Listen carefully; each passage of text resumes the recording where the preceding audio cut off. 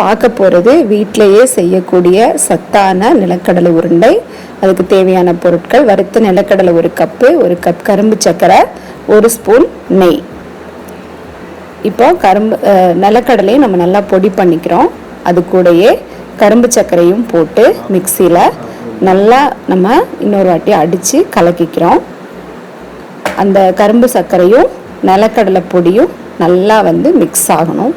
மிக்சியில் போட்டு நல்லா அடிச்சுக்கோங்க. அதுக்கப்புறம் அதை எடுத்து பார்த்திங்கன்னா அதில் லேசாக ஒரு ஈரப்பதம் இருக்கும். இந்த கடலையிலேருந்து வர ஆயில்னால் ஒரு ஈரப்பதம் இருக்கும். அது கூட நம்ம 1 ஸ்பூன் நெய்யை சேர்த்து நல்லா நம்ம அதை பிசைஞ்சுக்கிறோம். இப்போ பார்த்திங்கன்னா நிலக்கடலையும் நல்லா சத்துள்ளது, நாட்டு சர்க்கரையும் நல்லா சத்துள்ளது. அது கூட நெய்யை சேர்த்து நம்ம உருண்டைகளாக பிடிச்சு நம்ம வைக்கிறோம்.